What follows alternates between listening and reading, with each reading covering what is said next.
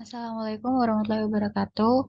Perkenalkan, nama saya Vincent India Pastika dari kelas 3 d 4 ITB dengan NRP 31206050.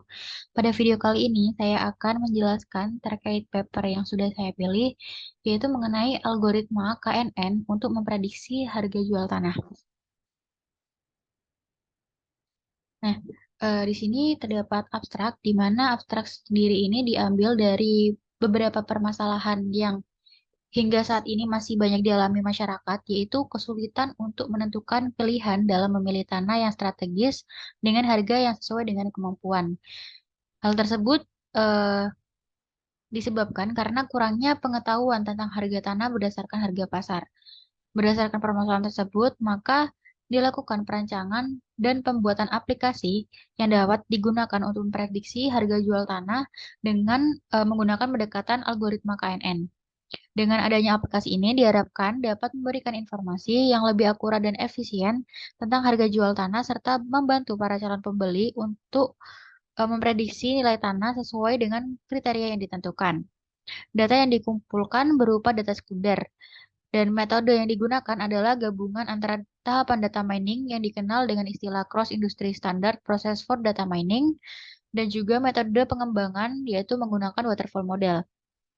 Nah, untuk secara keseluruhan aplikasi ini mampu untuk memprediksi nilai tanah dengan pemrosesan yang cukup lama karena algoritma KNN prinsipnya adalah membandingkan data testing dan juga data training secara satu persatu, sehingga didapatkan hasil akurasi dari prediksi data testing adalah sebesar 80%.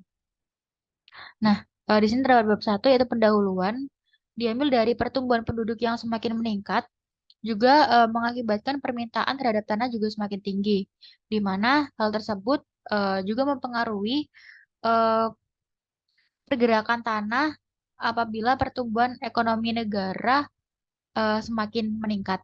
Nah, apabila tanah yang tersedia ini tidak mampu mencukupi peningkatan permintaan tanah selaras dengan pertumbuhan penduduk, maka akan mengakibatkan kenaikan harga tanah. Yang mana pada dasarnya harga tanah ini ditentukan oleh dua faktor, yaitu faktor terukur dan juga faktor tidak terukur, di mana faktor terukur contohnya seperti lokasi tanah yang strategis dekat dengan pusat kota dan juga faktor yang lainnya. Lalu untuk faktor tidak terukur ini seperti contohnya yaitu faktor kenyamanan dan juga keamanan. Namun, berdasarkan permasalahan yang masih banyak dialami, seperti yang sudah dijelaskan di awal, yaitu kesulitan masyarakat untuk menentukan pilihan dalam memilih tanah yang strategis berdasarkan kemampuannya, maka dalam penelitian ini akan memberikan solusi untuk permasalahan tersebut, yaitu untuk mengetahui bagaimana cara memprediksi harga jual tanah berdasarkan faktor yang dapat terukur dengan melakukan percobaan berdasarkan data-data yang dapat diukur, seperti jarak lokasi dengan pusat kota, sekolah, dan yang lainnya dengan menggunakan pendekatan KNN. Lalu terdapat bab 2 yaitu tinjauan pustaka. Jadi sebelum beranjak ke penelitian-penelitian sebelum selanjutnya ke bab-bab selanjutnya di sini terdapat beberapa keyword yang harus dikuasai atau diketahui terlebih dahulu. Di mana di sini terdapat dua keyword yaitu nilai tanah dan juga algoritma KNN. Di mana untuk nilai tanah sendiri yaitu kekuatan nilai dari tanah untuk dipertukarkan dengan barang lain, di mana terdapat beberapa faktor untuk mempengaruhi nilai tanah. Yang pertama terdapat faktor ekonomi, yaitu yang berkaitan dengan keadaan ekonomi. Yang kedua ada faktor sosial, yaitu contohnya kepadatan penduduk, tingkat pendidikan, dan lainnya. Lalu yang ketiga ada faktor politik dan juga kebijakan pemerintah, contohnya yaitu kebijakan kepemilikan sertifikat tanah. Dan yang keempat ada faktor fisik dan lingkungan, yaitu contohnya jarak ke tempat umum, jarak transportasi, dan lain-lain. Lalu untuk algoritma KNN sendiri, yaitu sebuah metode untuk melakukan klasifikasi terhadap objek berdasarkan data pembelajaran yang jaraknya paling dekat dengan objek tersebut. Data pembelajaran diproyeksikan ke ruang berdimensi banyak, di mana masing-masing dimensi merepresentasikan fitur dari data. Dekat atau jauhnya tetangga biasanya dihitung berdasarkan jarak Euclidean dengan rumus berikut. Yaitu di mana di sini untuk XI training ini adalah data training, lalu X testing ini data testing, lalu I ini adalah jumlah barisnya atau recordnya, lalu N ini adalah jumlah data trainingnya.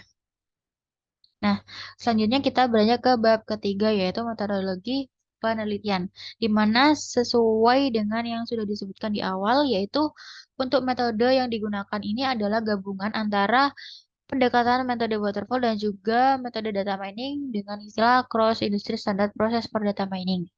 Nah, di mana karena menggunakan model waterfall untuk penelitian ini terdapat beberapa tahap. Yang pertama ada tahapan analisis, yaitu di mana peneliti itu melakukan survei terlebih dahulu mengenai data yang diduga berpengaruh terhadap harga jual tanah. Data seperti lebar jalan, jarak pertokoan, kondisi jalan, dan lain-lainnya. Di mana data yang sudah didapat akan dijadikan acuan untuk pengumpulan data. Selanjutnya, setelah tahap analisis, akan dilakukan perancangan proses, input, output, database, QUery, dan juga program untuk aplikasinya.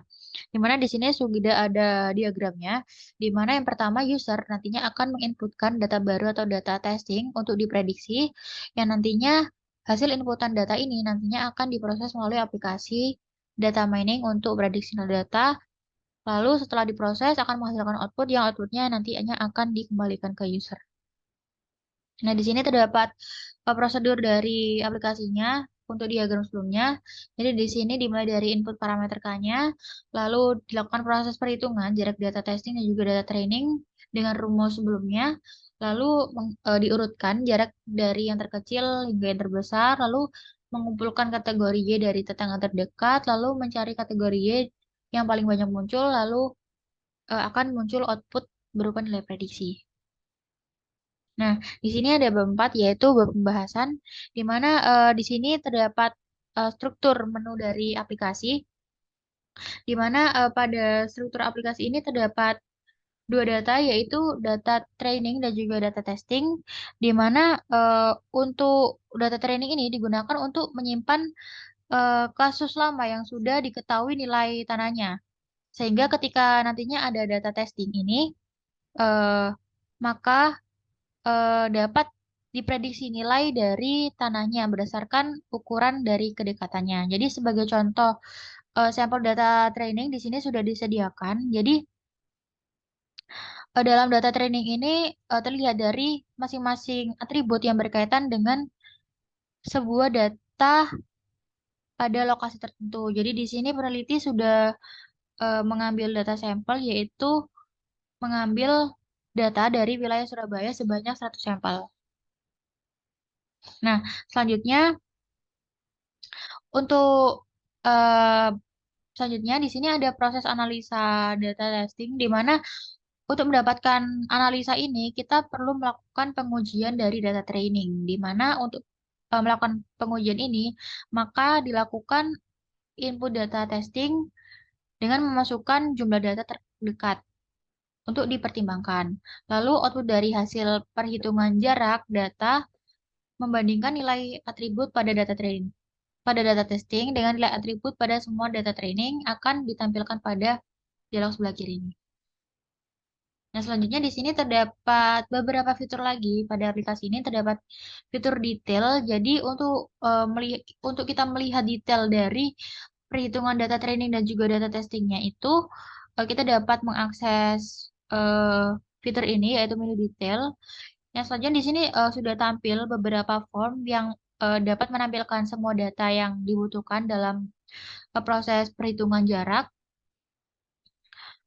Selanjutnya di sini sudah disediakan grafik ketika kita ingin melihat perbandingan dari data testing dan juga data training. Nah, di sini terdapat tabel. Jadi setelah aplikasi ini digunakan, maka akan dilakukan evaluasi untuk mengukur tingkat presisi dan juga hasil prediksi dari wilayah tanah. Kebetulan di sini peneliti mengambil wilayah Surabaya, di mana bisa kita lihat untuk evaluasi dari hasil prediksinya dan dapat disimpulkan bahwa berdasarkan hasil prediksi data di atas, maka tingkat akurasi dari prediksi ini dapat dikatakan sebesar 80%. Dan tingkat akurasi ini dapat diperbaiki dengan menambah jumlah data training, sehingga kasus baru yang akan diprediksi harganya sudah ada nilai acuan di dalam database. Nah, selanjutnya bab terakhir yaitu bab penutup. Jadi dapat disimpulkan bahwa berdasarkan penelitian ini diperoleh bahwa aplikasi yang dihasilkan memiliki tingkat pemrosesan yang cukup lama karena sesuai dengan prinsip dari algoritma KNN yaitu data testing akan dibandingkan dengan data training satu persatu. Hal ini karena jumlah atribut yang digunakan untuk memprediksinya juga banyak yaitu 16 variabel meliputi lebar jalan, kondisi, dan yang lainnya. Dan juga didapatkan tingkat presisi dari prediksi yang dihasilkan yaitu sekitar 80% di mana untuk tingkat presisi ini dapat ditingkatkan yaitu dengan melakukan tambahan data sampel untuk proses pelatihannya. Selain itu, dapat juga dilakukan dengan menggunakan algoritma yang lainnya seperti analisis regresi dan juga decision tree. Nah, mungkin cukup sekian untuk penjelasan dari paper saya, paper orang yang saya jelaskan. Mungkin cukup itu. Terima kasih, mohon maaf apabila salah kata. Wassalamualaikum warahmatullahi wabarakatuh.